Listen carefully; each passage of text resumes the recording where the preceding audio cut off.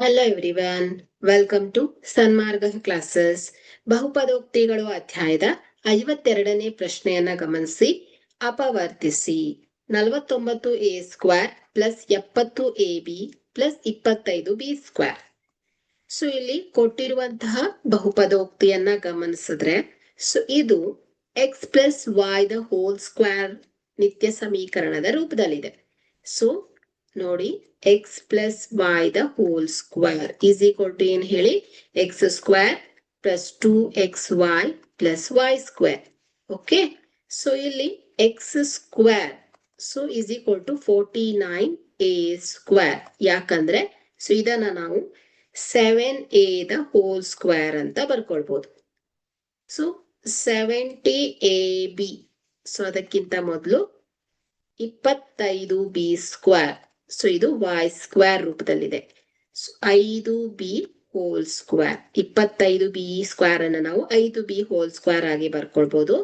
70ab, so 7a ಗುಣಿಸು 5. Okay,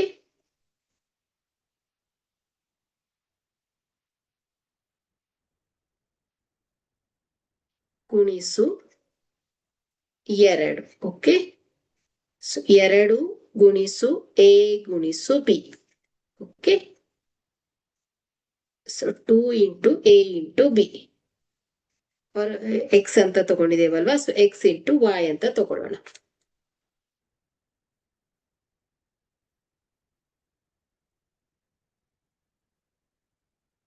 so 2xy ಅಲ್ವಾ, ಇಲ್ಲಿ 2 ಇಂಟು ಎಕ್ಸ್ ಏನ್ ಹೇಳಿ 7a, ವೈ ಏನ್ ಹೇಳಿ 5b.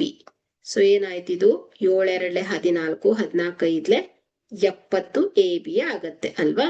ಸೊ ಇದನ್ನ ಈಕ್ವಲ್ ಟು 70ab ಆಗತ್ತೆ. So 2 into x into y ರೂಪದಲ್ಲಿ. ಹಾಗಾದ್ರೆ 49a² plus 70ab plus 25b². So ಅಂದ್ರೆ ಇದೇನಾಯ್ತು, x square plus 2xy plus b² ರೂಪದಲ್ಲಿದೆ. ಸೊ ಹಾಗಾದ್ರೆ ಇದನ್ನ ನಾವು x plus y the whole square ರೂಪದಲ್ಲಿ ಬರ್ಕೊಂಡ್ರೆ ಸೊ ಏನಾಗುತ್ತೆ, ಇದು 7a plus 5b whole square ಆಗುತ್ತೆ.